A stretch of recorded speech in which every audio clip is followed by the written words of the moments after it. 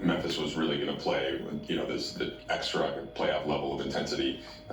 They battled back a couple times. What did you think was the thing that finally kind of held them off in that fourth quarter when you guys were able to get the victory? I thought our poise when we got down 4. I thought our poise when it was tied at 113. Our execution, I said to the guys in the timeout, we were getting great shots. I think our execution in that fourth quarter, I think Rui or Doe had a couple. We got great looks. We punished their overhelps, and they didn't go in. And they were tough to guard tonight. They outperformed some things that we're willing to live with. They were 20 for 38 on non-rim twos, which 38 non-rim twos. That's a pretty good sort of math equation to have. They made some tough shots. And then for us to just continue to trust what we were doing offensively, we had one bad possession in the fourth quarter outside of like a couple turnovers. Just like from an execution standpoint, we got exactly what we were trying to get. In the walk-off, Austin said that he met with you and Luka and LeBron this morning, and just kind of how much he appreciates the players that they are, and then being included in that. What did you think of his play at both ends of the court tonight? You kind of roped into that meeting. Yeah, I mean, I thought, first of all, in terms of his play, he got us off. He helped get us off to a great start. We challenged him a little bit on playing with a little more force and pace off the ball, and I thought that was great early, and we were able to generate some good stuff. And then we challenged all three of them when we get to their 3-man actions to play with a little more force and a little more thrust and a little more creativity.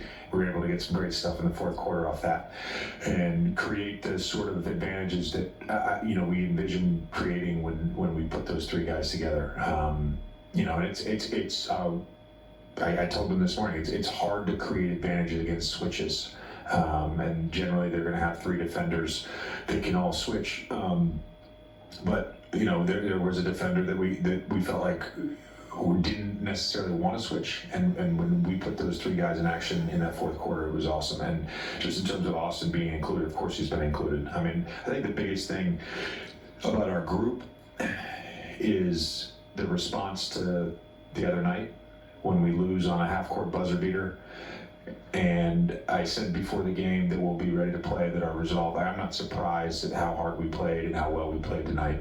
I made sure the group knew that I believed still, and that the coaching staff believed, and they were resolute in their belief in this team. All 3 of those guys, and then everybody else.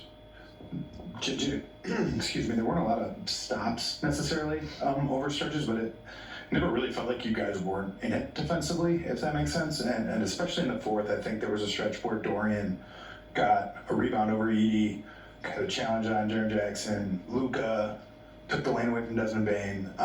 What did you think about you guys have been a team that's guarded despite results for a lot of the year, but that's kind of faded a little bit. What did you think about your team's intent defensively? Yeah, I think process-wise, it was really good. Where we, I don't know what they ended up with, 22. I mean, where we struggled a little bit was in transition.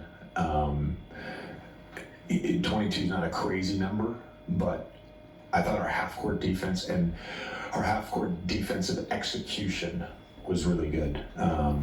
We gave up, I think, 1 back cut out of the corner out of their wheel concept. We gave up 1 3 to John Morant out of the wheel concept in the first half from the left corner in front of their bench.